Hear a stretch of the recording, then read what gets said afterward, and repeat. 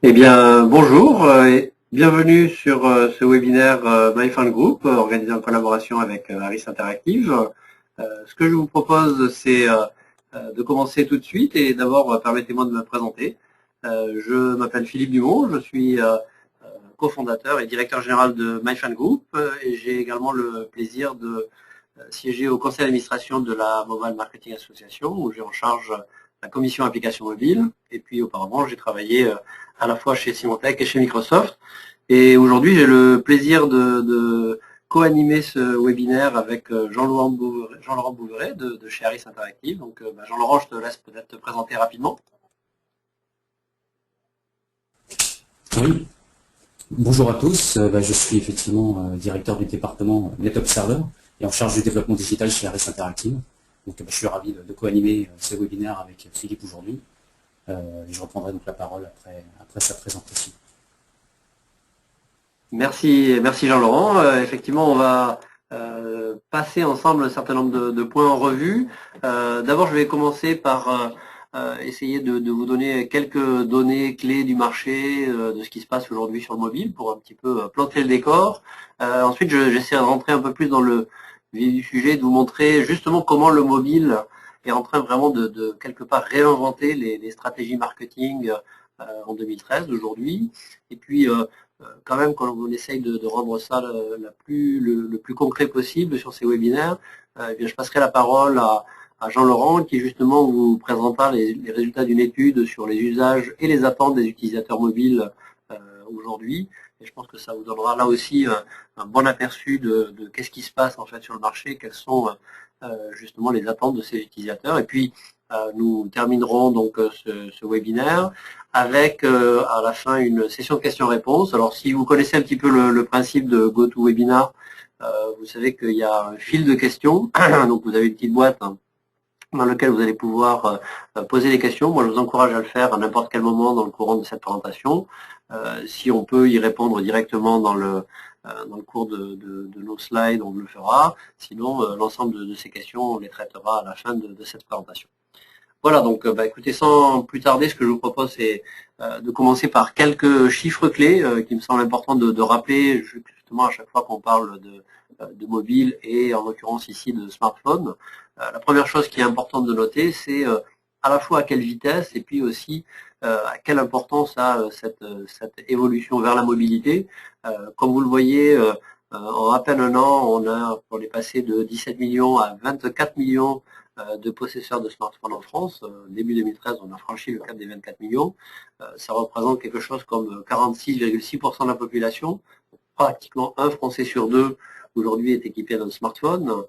Et parmi ces gens-là, eh bien, quasiment trois quarts d'entre eux, aujourd'hui on a même dépassé les trois quarts, trois quarts d'entre eux sont des utilisateurs réguliers de l'Internet mobile. Ça veut dire que tous les jours, ou quasiment tous les jours, ils se connectent à l'Internet avec leur smartphone. Donc il y a vraiment un très fort engouement et aujourd'hui c'est plus quelque chose qui est limité à un certain nombre ou qui est un phénomène particulier, c'est vraiment devenu un phénomène de masse. Et ce phénomène que l'on connaît sur les smartphones, eh bien, c'est exactement la même chose qui est en train de se passer sur les tablettes. Alors, il y a un effet de rattrapage parce qu'on est parti un peu plus tard sur les tablettes, mais vous voyez que là aussi, en un an, entre début 2012 et début 2013, on est passé d'un taux d'équipement des foyers de 2,2 millions de foyers à plus de 5 millions de foyers, c'est 132% d'augmentation. Donc encore une fois, sur les quelques 20 millions de foyers qu'il y a en France, vous voyez que quasiment 25% d'entre eux sont déjà équipés de tablettes. Et si on regarde les prévisions sur l'année 2013, on s'attend à ce qu'il y ait à peu près 6 millions de tablettes installées. Donc vous voyez que ce taux d'équipement va encore faire un bond dans les trimestres à venir. Et ce qui est probablement le plus intéressant, c'est de voir que non seulement les ventes, mais également la base installée, c'est-à-dire les gens qui sont utilisateurs actuels de ces solutions, eh bien aujourd'hui, il y a plus en fait d'utilisateurs de smartphones et de tablettes que de PC, que ce soit de PC portables ou de PC traditionnels, dans le monde et en France. Et en fait, là, en 2013, comme vous le voyez, eh bien c'est cette année qui est un petit peu une année de bascule, où justement le nombre de smartphones et tablettes en déploiement, en installation, va dépasser le nombre de PC. Et vous voyez que ça ne va pas s'arrêter là, puisque avec les ventes qui sont faites mois après mois, eh bien on va se retrouver avec probablement d'ici 2015 2 fois plus de tablettes et de smartphones que de PC installés. Donc vraiment un fort basculement en fait de la consommation d'Internet via le téléphone portable. Et maintenant, bien évidemment, la vraie question qu'il faut se poser, c'est qu'est-ce que c'est le rôle du mobile dans les stratégies marketing et dans quelle mesure, en fait, ce mobile, il est en train d'un peu bousculer le marché. Et c'est vrai qu'il le bouscule de la même manière un petit peu que l'Internet l'a fait avec l'avènement de l'Internet sur l'ordinateur portable. Eh bien, aujourd'hui, on a probablement la même chose qui est en train de se passer. La différence, c'est que ça se passe beaucoup plus vite et beaucoup plus fort, puisque vous voyez que en fait, la pénétration va encore plus vite sur le mobile que sur le PC. Une chose qui est vraiment intéressante également, c'est de voir que le mobile, en fait, eh bien, c'est quelque chose que les marques s'approprient de plus en plus. Les marques, elles se développent à grande vitesse sur le mobile. Il y a quelque chose comme 45 milliards de téléchargements d'applications mobiles qui ont été effectués en 2012. Sur 2013, on s'attend à ce que ce nombre il double quasiment, puisqu'il va être supérieur à 80 milliards. Quand on se projette à l'horizon 2014, on s'attend à ce que les applications mobiles qui sont éditées par des marques, qui sont des applications mobiles de relations clients, eh bien, ce nombre aura été multiplié par 6. Donc là, il y a un fort déploiement des marques sur le mobile. Et enfin, on s'attend à ce que de plus en plus, ces marques, elles intègrent le mobile dans leur stratégie de vente, puisque on s'attend à ce qu'un tiers des marques aient intégré le paiement mobile dans leurs applications d'ici 2015. La dernière étape étant que, en fait, probablement d'ici 2016, eh bien, les applications mobiles, ou en tout cas la présence mobile sur les téléphones portables et sur les tablettes, eh bien, ça deviendra le premier canal de communication entre les marques et les clients devant tous les autres canaux de communication quant au collègue. Donc vraiment quelque chose, encore une fois, comme je vous disais, qui va vite et qui va fort en fait sur ces domaines. Et en fait, ce qui est vrai et ce qui est assez intéressant, c'est de noter que les nouvelles technologies, au fur et à mesure en fait qu'elles s'introduisent, non seulement elles donnent de nouveaux canaux de communication, mais elles induisent aussi de nouveaux comportements. Et c'est ce qu'on voit en fait sur ce qui s'est passé dans les quelques dernières décennies. Si vous vous souvenez, globalement, l'avènement de la société de l'information, avec les grands médias qui ont été la télé, la radio, etc., eh bien, ils ont créé en fait un certain nombre de nouvelles possibilités et aussi un certain nombre d'attentes de la part des consommateurs. Et là, clairement, la société de l'information, ça a été quoi? Bien, les consommateurs se la sont appropriés en demandant vraiment une exigence d'information en général et aussi de la part bien évidemment des marques, parce qu'on sait que l'information, c'est devenu vraiment le moteur clé de motivation, d'information et d'achat, d'actes d'achat des consommateurs. Quand l'Internet est arrivé, là aussi, les marques et les possibilités se sont décuplées. Bien évidemment, les consommateurs se sont appropriés ce domaine et quelque part, en fait, ils ont énormément évolué. En fait, en non seulement étant passifs par rapport à cette information, mais réellement en prenant l'initiative et en allant chercher l'information sur Internet. Et c'est vrai que là aussi, Internet a bien évidemment rendu des masses d'informations disponibles. Et quelque part, il y a eu un certain nombre d'exigences qui ont été de plus en plus visibles de la part des consommateurs. C'est notamment des exigences d'exhaustivité, c'est-à-dire si je prends une décision, eh bien, je ne la prends pas tant que j'ai vraiment tous les éléments en ma possession et que je suis parfaitement informé sur ces différents éléments-là. Une fois que les réseaux sociaux se sont vraiment déployés, ça a été notamment le cas dans les années 2000, que ce soit les Facebook, les Twitter, mais aussi les blogs, en fait, on est passé à une nouvelle phase encore. Et là, non seulement les consommateurs avaient une exigence d'information et d'exhaustivité, mais ils ont commencé à prendre la parole et à demander en fait de la part des marques à la fois de la réactivité. C'est plus simplement important de mettre de l'information à disposition. Il faut être réactif. C'est quand je remonte quelque chose, il faut que je réponde. Et puis de la transparence, ce qui est quand même assez nouveau parce que, encore une fois, si vous n'êtes pas transparent, eh bien vous allez l'être un petit peu par force, justement par le fait que les consommateurs aujourd'hui, ils ont une force de parole au moins aussi importante que les marques. Et puis, quelque part, en fait, quand on regarde ce qui se place avec le mobile et les tablettes, ben, on va encore une étape plus loin et on s'aperçoit que quelque part, les consommateurs, ils prennent réellement le pouvoir cette fois-ci. Pourquoi? Parce qu'ils ont des insistances non seulement de tout ce dont on a parlé, qui se cumulent, mais aussi de proactivité et d'instantanéité. C'est-à-dire c'est pas simplement important de diffuser l'information, de diffuser l'information complète, de diffuser l'information réactive et transparente, mais c'est d'être carrément proactif, c'est-à-dire d'être capable de savoir ce vers quoi je me dirige, de quoi j'ai envie à l'avenir, et de me proposer des choses de manière instantanée, où que je sois en fait dans le monde, où que je sois dans ma vie, à la maison, au travail, en déplacement. Eh bien, j'ai réellement la nécessité d'avoir cette information instantanément disponible et une information qui est de plus en plus pertinente. Et donc, ces différentes phases, comme vous le voyez, eh bien, elles ont créé de nouvelles attentes pour les clients. Il y a vraiment un avant et après mobile aujourd'hui.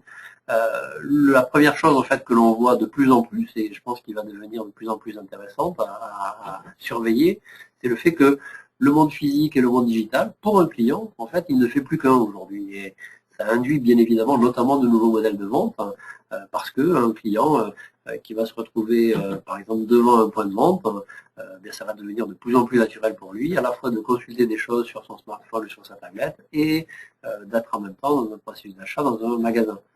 De la même manière, c'est un peu ce qu'on disait il y a un instant dans justement les évolutions des attentes, c'est que pour un client, ce qui lui importe, c'est d'avoir quelque chose immédiatement, où qu'il soit et quand, n'importe quand dans le courant de sa journée. Et bien évidemment, là aussi, ça nécessite une toute nouvelle approche du ciblage client. C'est plus du tout en fait les mêmes outils statiques que l'on peut utiliser, parce que encore une fois, le contexte, l'environnement, la localisation du client, ça devient des choses extrêmement importantes à prendre en compte.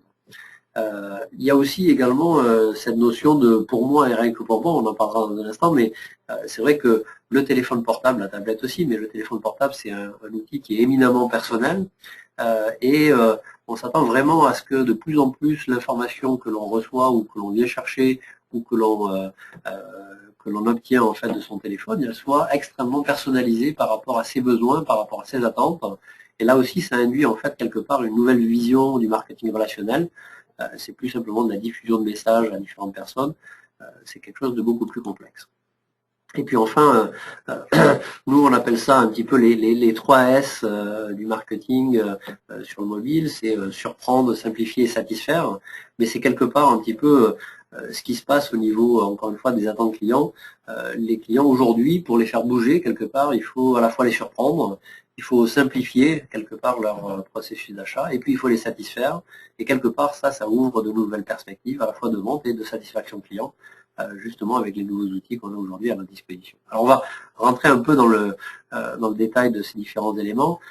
Le premier qui me semble assez intéressant, c'est justement de voir en fait ce qui est en train de se placer par rapport au parcours client. Et le parcours client, si vous vous souvenez, et c'est encore vrai dans une certaine mesure, eh bien on l'a souvent présenté sous forme classique d'entonnoir, c'est-à-dire quelque part on arrose avec des médias relativement classiques des utilisateurs, on crée en fait de la reconnaissance, de la connaissance de marque, et puis au fur et à mesure on essaye de les faire venir vers un magasin pour convertir en fait ce prospect en client et en fait en client satisfait de manière récurrente. Aujourd'hui en fait cet entonnoir il a quasiment disparu, alors pas dans tous les cas mais quand même de plus en plus. Et en fait, les différentes étapes de cet entonnoir, elles sont vraiment éclatées aujourd'hui. Et on se retrouve en fait avec justement ces différents éléments qui sont un petit peu éparpillés, sur lequel en fait non seulement les médias classiques, mais les nouveaux médias, que ce soit l'internet mobile et tout ce qu'on peut voir sur les tablettes, qui vont en fait non seulement s'interfacer avec justement la création de la connaissance d'une offre, de l'évaluation d'une offre, mais également vont venir en fait interagir, y compris à tous les moments du parcours d'achat, c'est-à-dire y compris quand on est en phase active d'évaluation et même sur le point d'acheter un produit, et bien même jusqu'au dernier moment aujourd'hui. C'est vrai que ces nouveaux médias digitaux, ils viennent soit perturber, soit ajouter, soit modifier le comportement du client jusqu'au moment où il va en fait faire son acte d'achat. Encore une fois, que ce soit un acte d'achat aujourd'hui en physique, sur un mode physique, ou en digital, via les médias sociaux, via les téléphones portables. Et donc, ce qui est vrai aujourd'hui, c'est effectivement, on s'aperçoit que beaucoup des mobilotes vérifient en fait les prix en magasin. Il y en a beaucoup en fait qui se déclarent prêts à modifier leur achat, à acheter ailleurs ou à retarder leur achat si vraiment effectivement leur achat semble pas optimal sur le mobile. Donc il y a vraiment beaucoup de choses qui se passent. C'est un petit peu ce qu'on entend parler en termes de showrooming, si vous avez déjà entendu ce terme-là à différents moments. Et bien évidemment, c'est quelque chose qui concerne aujourd'hui quasiment tous les secteurs d'activité, depuis l'électronique grand public jusqu'à l'habillement, à l'alimentation, aux produits de beauté, etc., etc. Donc c'est vraiment quelque chose d'assez large. En parallèle à ça, ce qui est en train de se passer, c'est véritablement l'avènement du multi-écran. On a parlé du multicanal pendant un certain temps. Aujourd'hui, le multi-écran, c'est vrai que ça devient quelque chose de très très présent dans tous les foyers. Et on s'aperçoit que en fait, eh bien, vous le voyez, il y a quelque chose comme 75% des Français qui sont connectés à Internet, donc quel que soit leur moyen. La grande majorité, 96%, ils sont bien évidemment connectés à un ordinateur fixe ou portable et ils l'utilisent chaque semaine. Maintenant, vous voyez, il y a 54% d'entre eux qui sont également équipés d'un smartphone, 23% d'une tablette. Et parmi ces gens-là, il y a 60% des répondants qui se déclarent justement comme des multiscreeners. Donc chaque semaine, en fait, ils vont utiliser un deuxième écran devant la télé. Ça va être généralement la tablette s'ils en ont une, voire le smartphone.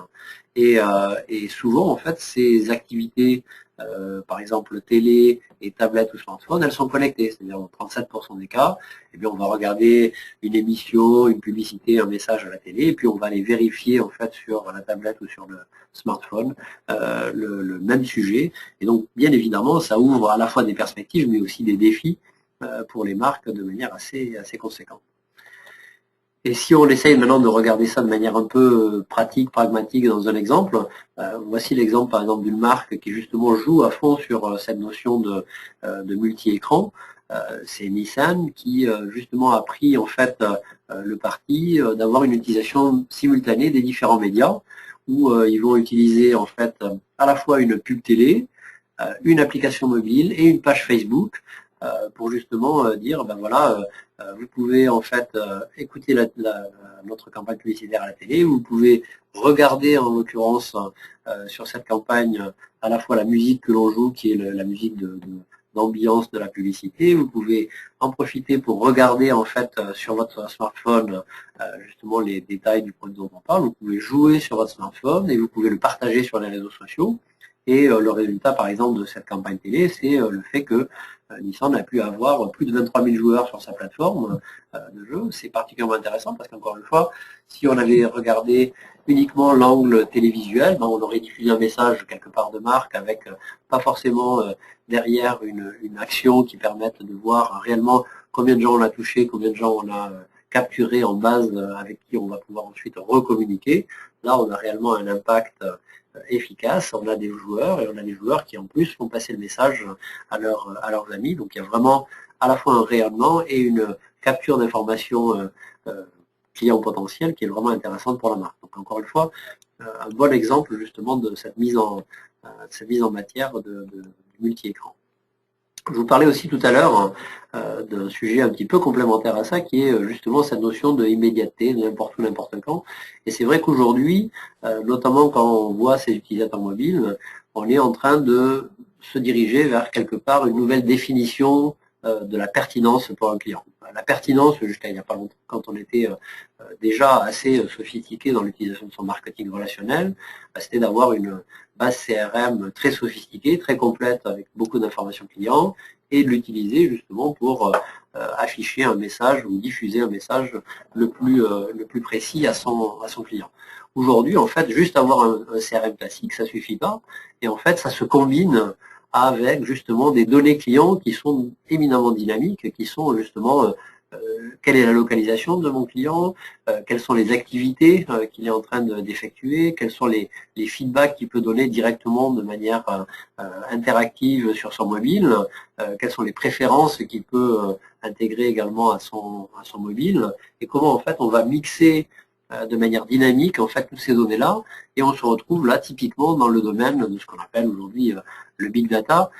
Le big data, c'est quoi? C'est justement que en fait, effectivement, quand on va avoir, comme dit Sam à l'instant, ou dans n'importe quel cadre d'utilisation d'une application mobile connectée à son système d'information, eh bien, l'accumulation de données de manière très significative sur un client donné et la capacité en fait que l'on peut avoir de justement combiner ces données avec son CRM, c'est réellement ça qui va faire la différence, justement pour être capable de diffuser des messages extrêmement précis, extrêmement pertinents pour le client. Et si on regarde en fait aujourd'hui, on est vraiment en train de se transformer pour les meilleures entreprises du big data, qui est une chose assez intéressante, au ce qu'on appellerait le smart data.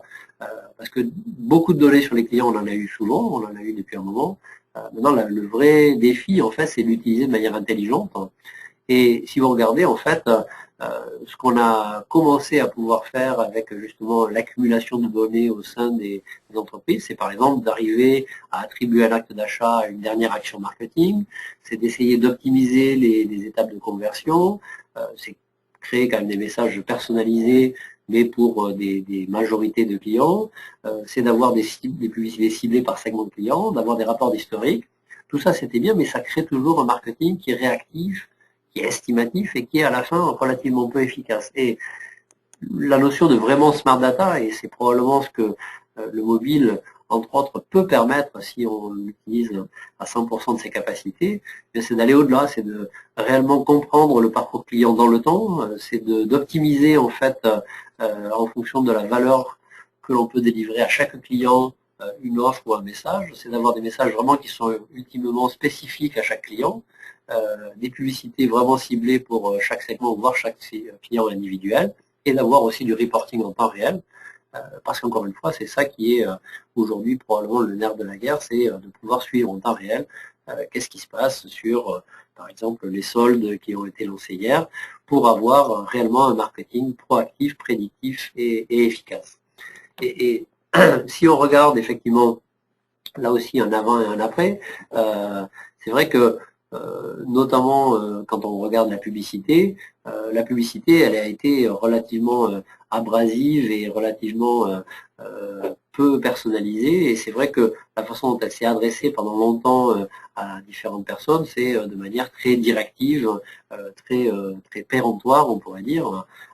Aujourd'hui, en fait, quelque part, le summum en fait du message client, c'est en fait un message dans lequel le client lui-même a le contrôle de la communication. Alors, c'est un peu ce qui s'est passé avec justement la généralisation de dire tous les clients ils ont le droit d'avoir un opt-in, c'est-à-dire de décider si oui ou non ils veulent recevoir un message. Mais nous, ce que l'on pense, c'est que le mobile, en fait, il va pousser encore plus loin en fait les demandes des clients, et ils vont réellement devoir avoir la possibilité de définir la façon dont ils reçoivent des messages de la part d'une marque, et de recevoir des messages à la fois aux heures qu'ils veulent, de la manière dont ils veulent, sur les sujets qu'ils veulent. Alors ça peut être effectivement un petit peu inquiétant ou intimidant pour une marque qui est un peu habituée historiquement à diffuser des messages en disant plus j'en diffuse, plus je les présente devant les clients, plus je vais avoir d'impact.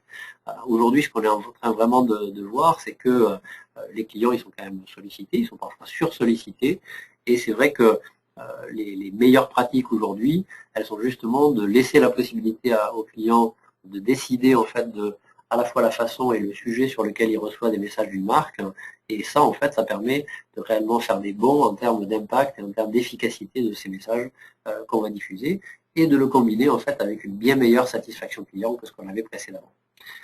Et le fin du fin, on va dire, c'est quoi? C'est essayer de finaliser en fait l'utilisation de ces outils pour basculer quelque part d'un marketing relationnel classique à un vrai marketing conversationnel. Et ça peut paraître un petit peu théorique quand on le voit d'une certaine distance, mais Si on prend un exemple vraiment pratique, par exemple, eh bien c'est de dire, bah tiens, voilà l'utilisateur que vous le voyez à droite et qui, par exemple, va donner un certain nombre d'informations à travers l'utilisation d'une application mobile, par exemple, bah tiens, j'aime bien tel restaurant, je suis fan d'Hippo, je l'aime et je le partage éventuellement ce bon plan avec des amis.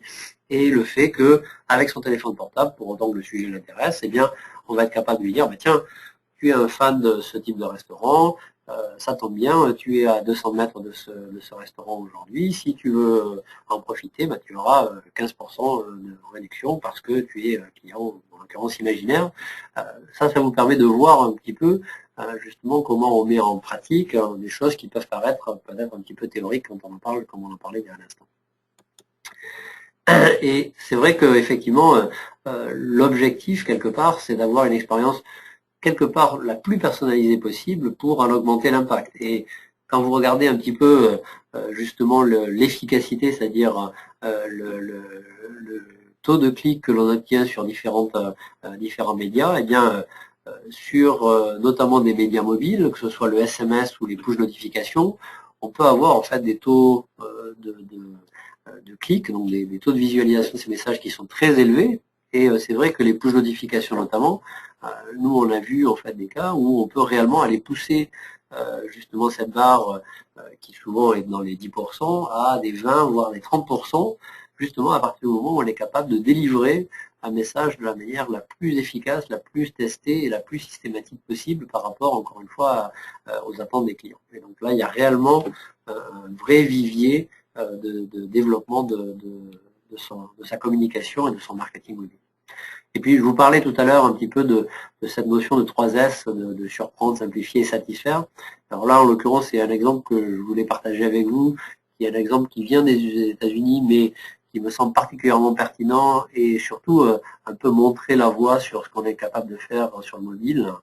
C'est justement la possibilité que Starbucks a initié en fait avec ses clients aux États-Unis, à la fois d'avoir une application mobile qui soit un véritable programme de fidélisation. Alors ça commence à être relativement connu et relativement fréquent. Maintenant, ils ont un vrai programme à la fois d'engagement des utilisateurs, de communication avec les utilisateurs, de vente et de fidélisation. Donc on va bien au-delà du simple process de fidélisation. Pour vous donner un ordre d'idée, aujourd'hui, ils ont plus de 10 millions d'utilisateurs actifs de leur application mobile, ce qui à la fois en valeur absolue, mais même en valeur relative par rapport à la population américaine est loin d'être négligeable. Ils en acquièrent quelque chose comme 80 000 par semaine. Et surtout, ce qui est intéressant, c'est qu'ils sont passés en quelques mois de quelque chose comme 2 millions de paiements à travers cette application mobile, donc d'achat à travers cette application mobile en l'occurrence de café pour Starbucks, à plus de 4 millions par semaine en avril 2013. Ça représente 10% des revenus de Starbucks aux États-Unis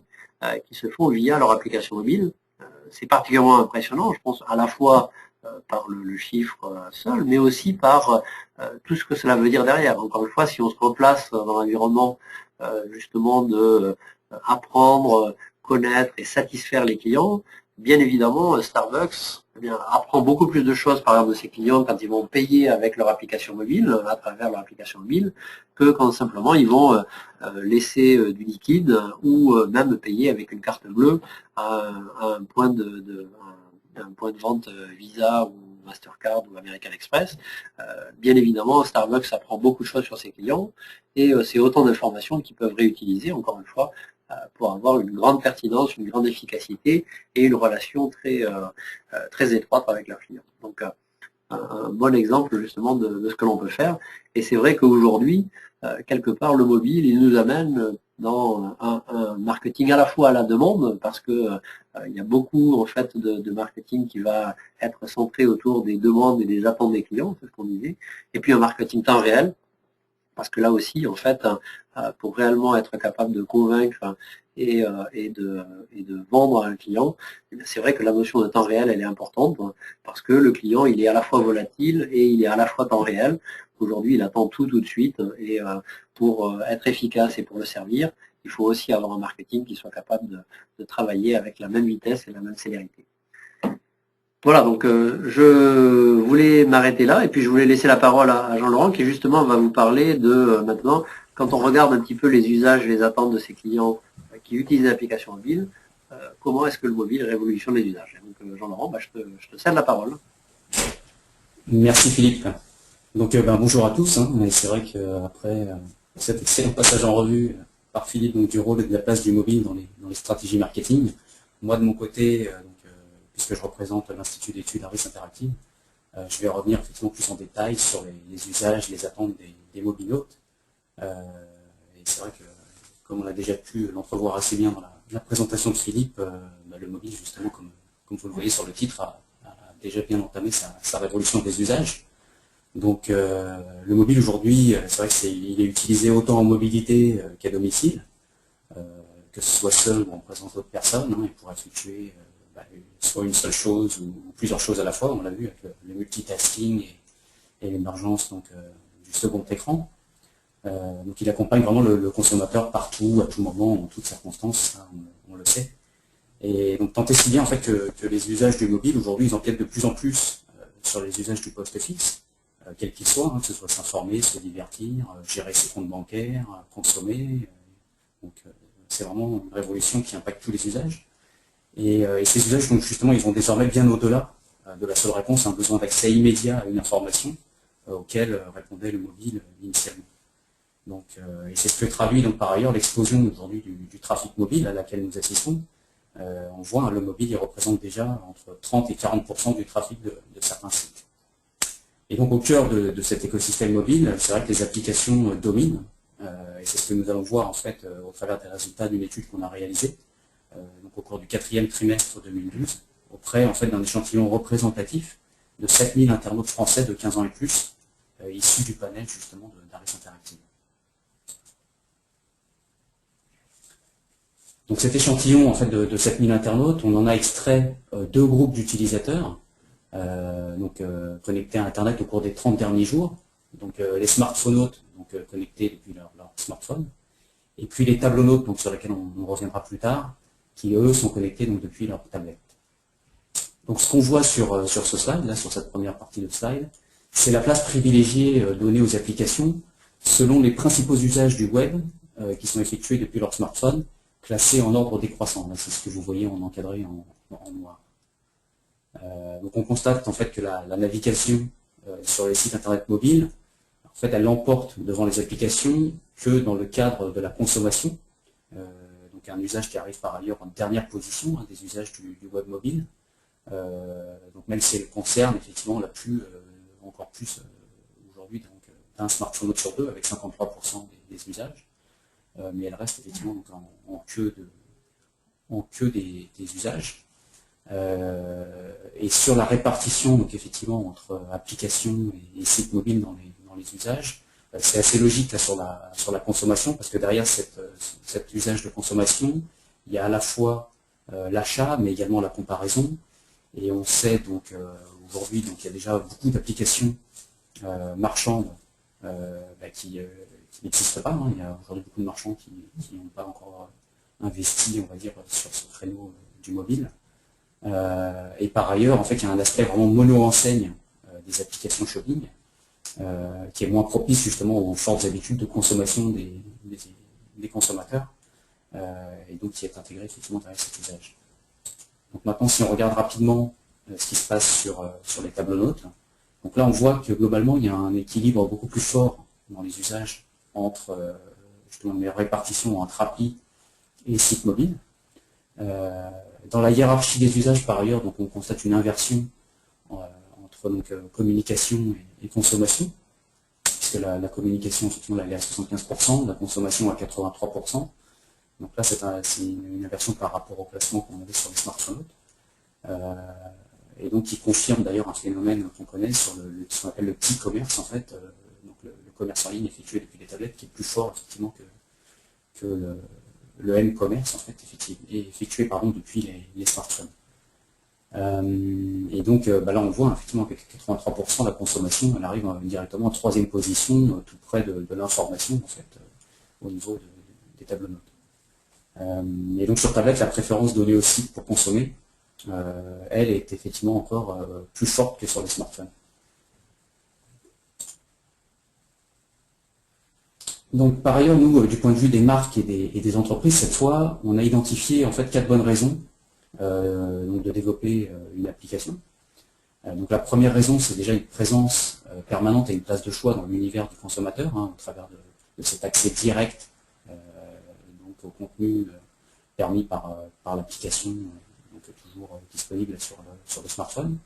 Ensuite, il y a la continuité dans la relation avec le consommateur, notamment au travers des notifications push et dans l'usage également, lorsque les notifications sont utilisées effectivement intelligemment, on va dire, pour créer une récurrence d'usage. Ensuite, il y a l'amélioration de l'expérience utilisateur, notamment par rapport justement au site mobile, hein, même si aujourd'hui l'avènement progressif du HTML5 est en train un peu de changer la donne, les applications conservent quand même aujourd'hui une avance hein, par rapport au site mobile sur des fonctionnalités telles que l'accessibilité offline par exemple, qui est ce que met par exemple Deezer en avant dans sa publicité pour son application, ou des services innovants tels que la réalité augmentée, la reconnaissance vocale ou d'autres. Et enfin, donc, le dernier point, hein, mais qui est loin d'être le moindre, c'est la monétisation des services via des applications, puisque c'est vrai qu'aujourd'hui, mise à disposition dans les stores, c'est vrai que c'est plus simple, on va dire, pour un éditeur, notamment dans la presse, on voit qu'ils s'en sortent assez bien pour monétiser justement leurs applications. Donc là, essentiellement sur les tablettes et sur iPad en réalité, mais également en partie aussi sur les smartphones. Donc ça, c'est un point effectivement non négligeable, un avantage des applications. Donc aujourd'hui, on l'a vu, hein, si des applications occupent une place croissante donc, dans les usages, nous, en fait, chez Harris, on a décidé d'identifier en fait des étapes clés, on va dire, pour réussir son application et qu'on utilise en fait pour accompagner nos clients afin qu'ils réussissent la mise en place et l'évolution, on va dire, de leurs applications pour répondre aux attentes de leurs consommateurs. Donc la première étape, en fait, c'est de connaître et comprendre les usages de sa cible. La deuxième étape, donc on y reviendra plus tard, c'est l'évaluation et le pré-test de ses contenus et services avant le lancement ou la refonte de son application. Et enfin, la dernière étape, c'est la mesure de l'efficacité de ses actions après lancement ou après refonte. Donc on va rentrer là tout de suite dans la première étape, hein. Donc connaître et comprendre les usages de sa cible. Et donc pour ça, en fait, en termes de protocole d'études, aujourd'hui, en fait, on va recourir à des études de type usage et attitude, donc qui sont de véritables investigations sur les consommateurs, comme ce type d'ailleurs d'études là dont je vous livre les résultats aujourd'hui est une illustration. Et donc là, on les adaptera davantage, on va dire, à un secteur ou à une cible en fait, lorsqu'on va travailler avec nos consommateurs. On peut par ailleurs établir également des typologies de consommateurs en fonction de leur profil ou de leur comportement. Donc, pour illustrer justement cette première étape, donc très rapidement, un état des lieux aujourd'hui sur les parts de marché, donc que ce soit sur les smartphones et après on verra sur les tablettes, donc des principaux OS, hein, on le sait hein, depuis pas mal de temps déjà, mais donc là c'est des données qui datent maintenant de la fin de l'année 2012, mais qui sont confirmées là, sur l'année 2013 également. Donc c'est la croissance très importante et très forte d'Android sur les mobiles, qui aujourd'hui est l'OS principal devant Apple. On voit hein, d'ailleurs entre la fin du quatrième trimestre 2011 et 2012, il y a eu une progression de 10 points d'Android, donc au détriment notamment de iOS qui lui a perdu 5 points. Donc si on regarde aussi sur les tablettes, donc là en fait aujourd'hui la situation est encore en faveur d'Apple en fait du fait du succès et on va dire de l'efficacité de l'iPad hein, aujourd'hui qui a du mal à être distancé concurrencé on va dire par les autres tablettes. Et donc aujourd'hui iOS clairement garde une prédominance en termes de part de marché sur les tables notes. Donc après, la première question qui se pose, effectivement, lorsqu'on est sur cette première étape de connaissance du consommateur, c'est naturellement à qui on s'adresse hein, avec ces devices. Donc, les smartphones aujourd'hui, on voit que c'est majoritairement des hommes à 58%, des jeunes aussi à 58% de 15-34 ans. Donc, essentiellement des CSP+, hein, donc des catégories socio-professionnelles supérieures, donc à 41%, et 25% issus de régions parisiennes, donc ce qui n'est pas neutre. Donc ça c'est au global sur les smartphones. Si on regarde plus particulièrement très rapidement les iPhonautes, en fait, donc les clients d'Apple, ils sont plus CSP+, et davantage ancrés en région parisienne que l'ensemble. Si on regarde maintenant rapidement le profil des tablonautes, donc là on a un profil également très masculin à 60%, un peu plus âgé clairement que les smartphonautes à 60%, donc des 25-49 ans. C'est en partie lié aussi au prix du device d'une tablette. Bon, c'est par ailleurs aussi qu'une tablette aujourd'hui dans un foyer est utilisée par différents utilisateurs, mais voilà, ça c'est le profil type on va dire, du tablonaute. À 47%, donc CSP+, ça aussi c'est lié au coût du device, donc, plus élevé, même s'il est en forte baisse d'ailleurs, c'est vrai que le coût des tablettes est en très forte chute, depuis un peu plus d'un an maintenant. Mais donc on a quasiment 50% aujourd'hui de CSP+, parmi les tablonautes, et 27% toujours de personnes en région parisienne, donc des devices qui sont fortement ancrés aussi en région parisienne dans les usages. Donc ça, les tablettes encore dominées donc par Apple, je vous l'ai dit, avec l'iPad, et donc si on regarde rapidement là, les clients d'Android, donc là on a un peu plus d'hommes, clairement, à 67%, moins de CSP+, et moins de personnes issues de région parisienne.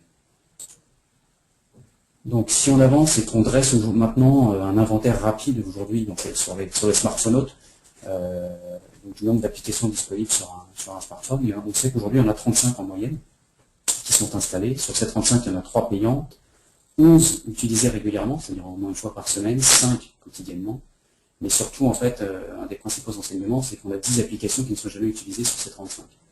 Donc là, en fait, avec ces différents chiffres, on voit émerger donc déjà 2 problématiques clés, on va dire, pour une application. Donc la première, c'est déjà d'émerger, d'exister. Donc 35 applications installées en moyenne.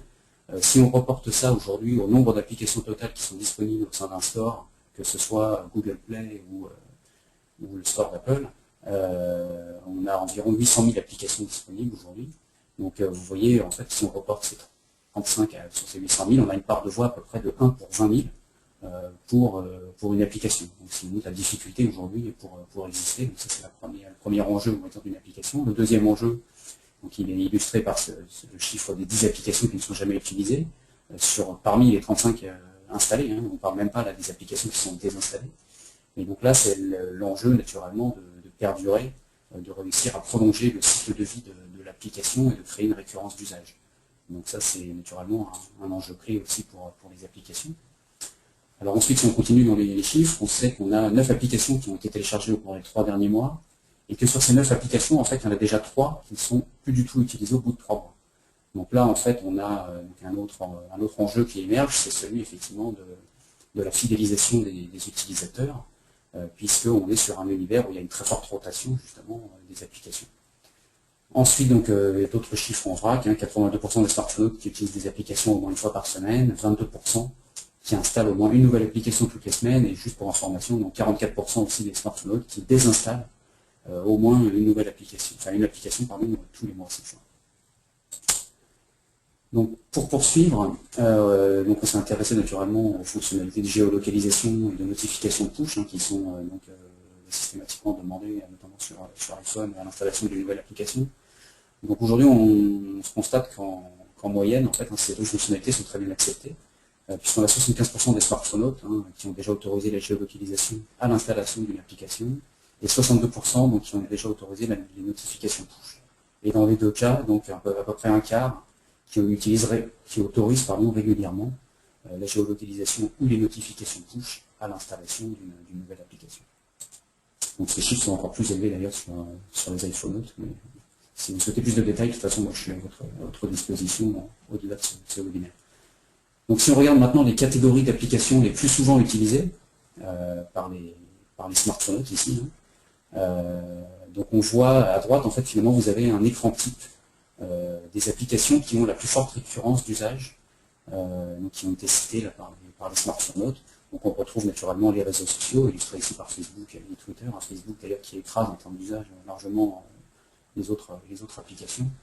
Donc ensuite on a les annuaires type page jaune, on a la météo illustrée ici par Météo France, donc tout ce qui est itinéraire plan, l'actualité avec le monde, tout ce qui est vidéo, télé, etc. Donc illustré ici par YouTube, le sport avec l'équipe, donc après on a les jeux avec Angry Birds naturellement, les transports avec ici la RATP d'ailleurs qui ressort en tête, ça c'est intéressant par rapport aux applications de la SNCF, et donc ce qui fait le lien avec ce que je vous disais sur le profil en fait, des smartphones qui sont, pour rappel, à plus d'un quart ici de région parisienne.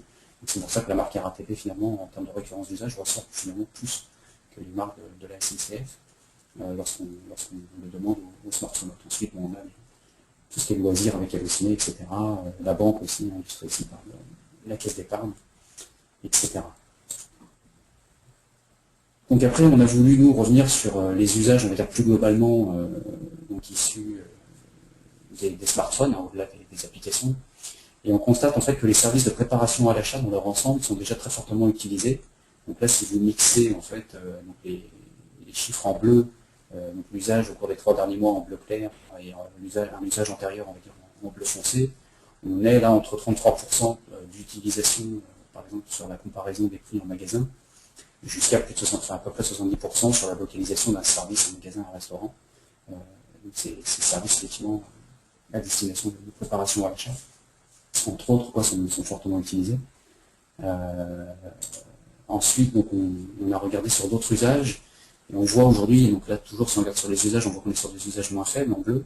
Par contre, là, en mixant usage et intérêt pour ces fonctionnalités, donc là l'intérêt illustré en vert là, sur les graphes, on voit aujourd'hui qu'on est sur, donc pour la dématérialisation, pardon, le M-coupon, M-billet, les cartes de fidélité, le M-commerce, les remontées d'avis consommateurs, on est sur des usages qui suscitent en fait globalement beaucoup d'intérêt, même s'ils sont encore relativement peu utilisés donc aujourd'hui. Et enfin, donc on a sur d'autres usages, excusez-moi, donc sur d'autres usages, donc là on voit qu'il y a une majorité, on va dire, de désintérêt, donc là c'est des chiffres en orange, mais en fait c'est parce que tout simplement on est sur des usages qui sont relativement récents, et du coup sur lesquels les consommateurs ont du mal à se projeter lorsqu'on les interroge. Et pour nous, en fait, finalement, avec le recul, on pense que ce sont vraiment les usages de demain qui sont illustrés ici. Donc il faut faire attention effectivement à l'interprétation de ces chiffres-là. Donc là derrière, on parle d'innovation, de services clients, de M-paiement, de coaching, de jeux de marque ou de seconde défense. On fait pas mal d'études par ailleurs pour les clients et on constate que ces usages effectivement suscitent finalement plus d'intérêt que ces chiffres-là peuvent le laisser supposer. Et d'ailleurs, si on regarde sur le second écran, là très rapidement, donc si on mixe l'usage et intérêt, on est sur une base de 33% des smartphones. Et si vous reportez ça à l'ensemble des smartphones, on est sur une base finalement d'à peu près 7 millions de consommateurs. Donc ce qui vous montre que même sur le dernier usage qui a été étudié, on est quand même sur du potentiel, un potentiel fort lorsqu'on reporte ça à l'ensemble effectivement de la population des smartphones. Donc après, on va passer très rapidement là, sur la deuxième étape, donc c'est l'évaluation et donc le fait de prétester ces contenus et services donc avant le lancement d'une application. Et donc en termes de protocole, ici, on va utiliser tout simplement des tests utilisateurs, donc là des protocoles plutôt qualitatifs. Donc on va réunir des consommateurs et leur faire tester des services justement avant le lancement.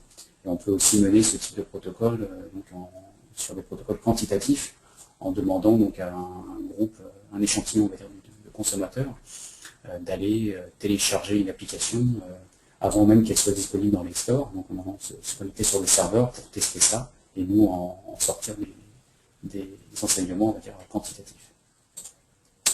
Donc pour illustrer cette étape-là, donc quelques chiffres encore issus de notre étude. Donc en fait, on s'est intéressé tout simplement aux ingrédients d'une bonne application mobile en interrogeant là, les smartphones.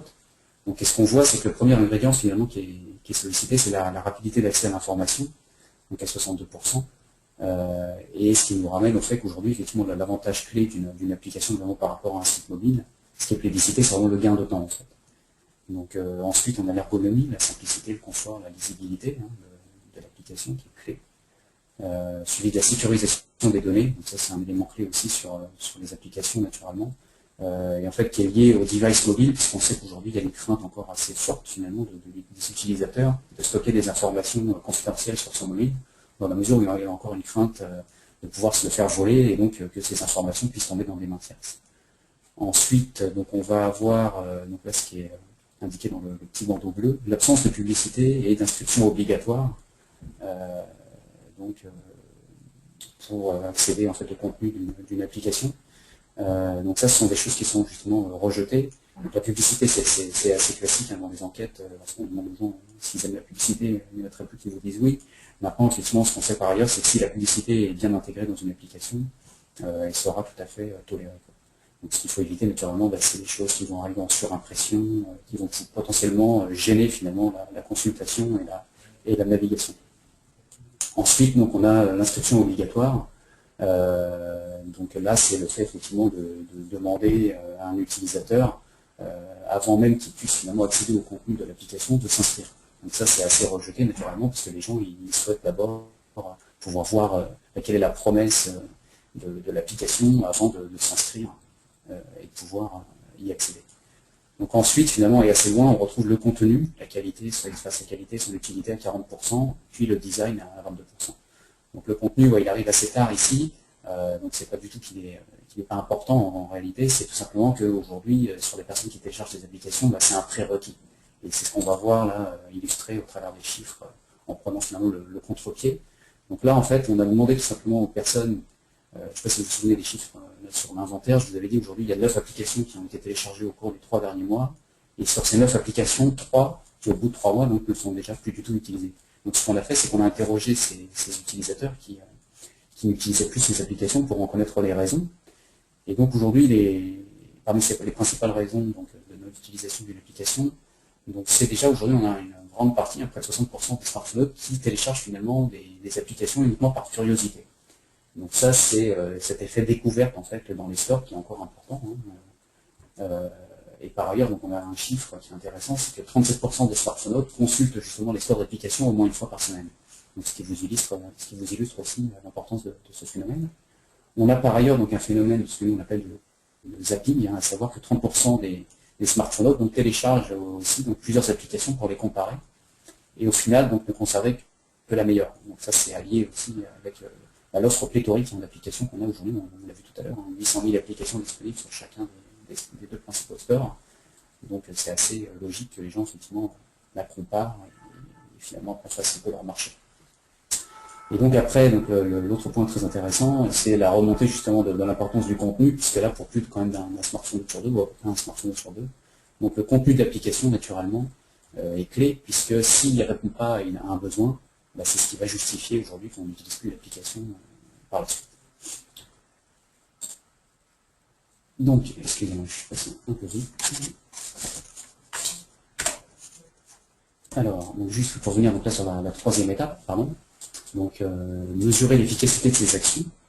Donc là, en fait, après lancement notamment, ou après refonte, donc pour cela, nous, en termes de protocole d'études, on va y associer des études de profiling ou d'évaluation et des bilans en fait plutôt quantitatifs justement des applications. Donc, je vous présenterai tout à l'heure très rapidement une étude qu'on mène là sur énormément d'applications et de sites mobiles en ce moment, et à laquelle vous avez peut-être d'ailleurs été vous-même exposé. Et donc l'idée derrière ces protocoles d'études, c'est vraiment de mesurer des KPI tels que les niveaux de satisfaction, d'engagement des utilisateurs, afin d'aider les éditeurs à pouvoir optimiser leur application, donc au travers de mises à jour ou de refonte. Donc, et pour illustrer cette dernière étape, donc on a voulu s'intéresser aux impacts justement d'une bonne application mobile pour un éditeur.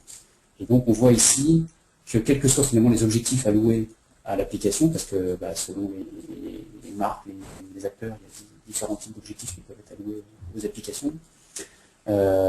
Donc image et conquête, vente, relations clients ou fidélisation sont les principaux objectifs aujourd'hui qui sont alloués à ces applications. Donc on voit que c'est surtout sur l'image finalement et la fidélisation qu'aujourd'hui les impacts sont les plus forts, puisque pour 72% des smartphones, une bonne application va leur donner une image plus positive de la marque éditrice, et pour 71%, ça va augmenter, en fait, l'usage d'une application va augmenter leur niveau de satisfaction. Donc ça, c'est vrai qu'on a eu le cas de Disney, du parc Disneyland notamment, où on sait que les utilisateurs, quand on compare les utilisateurs aux non-utilisateurs de l'application de Disney lors de leur visite du parc, c'est vrai que les gens qui utilisent l'application ressortent davantage satisfaits de leur expérience du parc que ceux qui n'y ont pas recouru. Donc, et à l'inverse, encore une fois, le contre-pied, c'est les impacts d'une mauvaise application mobile cette fois, pour son éditeur. Donc la principale, hein, c'est toujours un peu la même chose, c'est que ils vont tout de suite aller chercher celle du concurrent à 57%. Et encore une fois, c'est lié au fait qu'aujourd'hui, on est sur un marché où il y a énormément d'offres. Et donc, aujourd'hui, il est très facile pour un utilisateur, s'il n'est pas satisfait, d'aller vers la concurrence. Donc, d'où l'importance, parce qu'après, le risque aussi, c'est que s'il se dirige vers celle de votre concurrent plutôt que la vôtre, c'est possible qu'il ne revienne jamais vers la vôtre, notamment si le concurrent fait un bon travail et qu'il arrive à satisfaire l'utilisateur. Donc, c'est le risque, effectivement, majeur. Et l'important, c'est d'avoir une application qui va répondre à des besoins rapidement. Donc pour terminer, excusez-moi, je ne sais pas passer au slide suivant.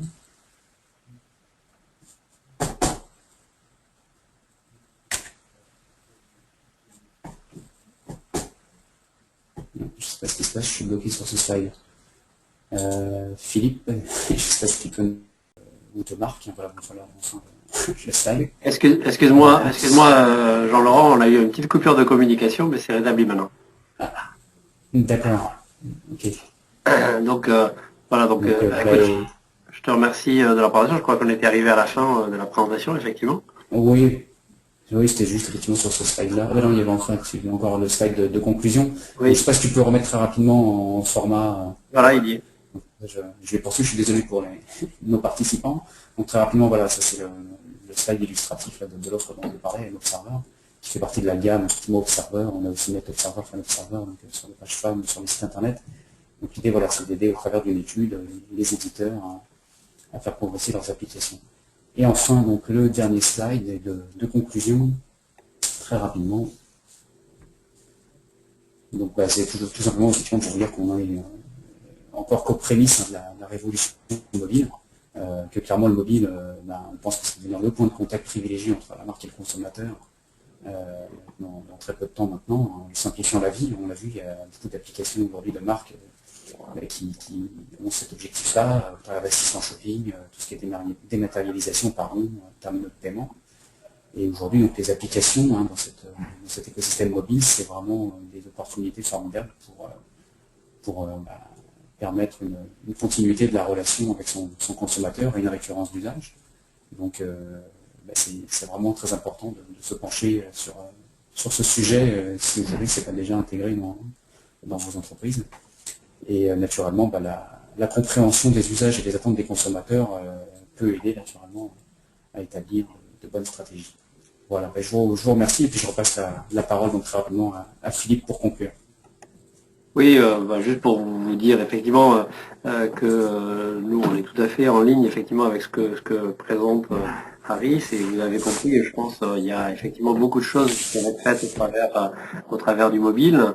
Nous d'ailleurs on travaille beaucoup avec nos clients justement à la fois en amont avec la définition de leur stratégie mobile, avec des modules qui sont préintégrés dans les applications, notamment des modules de tracking et de smart notification, du développement d'applications mobiles et tablettes, et puis de l'app marketing, c'est-à-dire aider nos clients à justement faire en sorte que leurs applications soient diffusées, soient téléchargées, soient réutilisées, parce que c'est souvent effectivement le cas d'avoir une bonne solution côté satisfaction client et côté ROI à la fin. Et puis bien évidemment, tout ce qui est monétisation ensuite sur le mobile, c'est également quelque chose de plus en plus important. Voilà, donc c'était juste pour vous résumer en fait les différentes choses que l'on avait à vous présenter. Ce que je vous propose maintenant, c'est de passer plutôt à la partie questions-réponses. Sur cette partie questions-réponses, on va essayer de répondre à quelques-unes des questions ensemble avec Jean-Laurent que vous aviez. Il y en a une notamment alors que deux personnes ont posé qui est pratiquement la même. C'est vrai qu'on a parlé beaucoup d'applications mobiles à la fois Jean-Laurent et moi-même. Et une des questions, Jean-Laurent, c'était pourquoi faut-il préférer une application à un site mobile bien ergonomique? Aujourd'hui, c'est vrai que c'est des choses qui évoluent. C'est ce que je disais tout à l'heure avec l'arrivée du HTML5. Mais maintenant, il y a certains atouts et avantages d'une application par rapport à un site mobile qui sont indéniables et que même l'arrivée de HTML5 ne pourra pas contourner, à moins là de passer par des systèmes de ce qu'on appelle des web apps. Finalement, le pendant entre le site mobile et l'application, puisque l'idée c'est d'avoir finalement un accès direct au contenu de la marque au travers d'une application et surtout d'être présent constamment sur le device mobile du consommateur. Donc c'est vrai qu'au travers de cet accès direct, de cette petite fenêtre applicative, donc là quand je parle des web apps, en fait c'est vrai qu'il y a la possibilité de créer un raccourci aussi de ce type-là sur son mobile, mais je pense qu'aujourd'hui c'est encore très peu utilisé, il y a très peu de consommateurs qui le font, qui sont conscients de l'existence de ces web apps, de ces raccourcis qui sont possibles effectivement de mettre en place, qui donnent un lien finalement une sorte de site mobile derrière. Donc les applications, et finalement c'est vrai que le passage aussi par les stores est un réflexe aujourd'hui pour les consommateurs. Donc ça c'est un atout, un des atouts essentiels. Après j'en parlais aussi également, il y a tout ce qui est monétisation, naturellement, parce que c'est vrai que dans les stores, il est facile finalement de proposer un accès à du contenu payant. Donc ça, j'en parlais aussi sur les éditeurs par exemple de presse, ils ont réussi ce pari essentiellement sur tablette aujourd'hui, mais ça prend plus difficilement, mais ça prend quand même sur smartphone. C'est vrai que voilà, aujourd'hui c'est quelques atouts clés, dans l'univers des jeux notamment, c'est naturellement un élément clé, puisque aujourd'hui il y a beaucoup de jeux payants qui sont de véritables succès, quoi. Oui, non, et peut-être pour juste compléter, c'est vrai que, comme tu l'as dit, je pense que le réflexe aujourd'hui, et d'ailleurs on le voit dans les chiffres, la consommation en fait de temps sur les téléphones portables, elle se fait de plus en plus à l'avantage des applications, par opposition en fait au site mobile, ou en tout cas à surfer sur Internet sur le mobile. Et je pense qu'il y a une dernière chose aussi à rajouter par rapport à tout ce que tu as dit qui est très vrai, c'est le fait qu'aujourd'hui, quelque part, personnaliser son expérience sur le mobile, c'est en fait quelque chose qui est beaucoup plus possible en fait dans une application, à la fois techniquement et aussi pour l'utilisateur, qu'à travers en fait un site mobile simple. Et c'est vrai que c'est aussi une des choses que recherchent les clients, au-delà de tout ce que tu as dit, qui est tout à fait vrai, c'est-à-dire la récurrence, le réflexe d'aller sur les stores, etc. etc. C'est vrai qu'il y a aussi les notifications push en fait, dont j'avais parlé pendant ma présentation, qui sont aussi un élément clé, parce que les notifications push, si elles sont bien utilisées, ce qui n'est pas toujours le cas aujourd'hui, mais lorsqu'elles sont bien utilisées, en fait, elles peuvent vraiment justement permettre de créer une récurrence d'usage, aussi en incitant les utilisateurs à venir se connecter sur l'application, etc. Donc c'est vrai que ça c'est un outil qui peut être très utile aussi pour créer cette continuité dans la relation avec le consommateur aussi, et qui n'est pas du tout accessible aussi sur les sites mobiles. Oui, c'est vrai, et effectivement, moi j'en ai très rapidement parlé, mais effectivement, c'est pour ça aussi que nous, on a développé un module de smart notification qu'on peut soit rajouter à des applications existantes ou à des nouvelles applications, et dont l'objectif est exactement ça, c'est-à-dire aller utiliser en fait justement toute la pertinence des données clients qu'on peut avoir, CRM et acquises au travers de l'utilisation d'applications, pour justement cibler et éviter, on va dire, le spamming de notifications, qui est malheureusement en fait ce qui est souvent utilisé, alors qu'on peut en faire vraiment un outil extrêmement puissant en termes d'efficacité. Tout à fait. Alors, juste parce que là aussi, ça fait partie. On peut aussi, Non, je voulais juste répondre à une question. Juste pour sur les notifications, je voulais juste ajouter le fait que...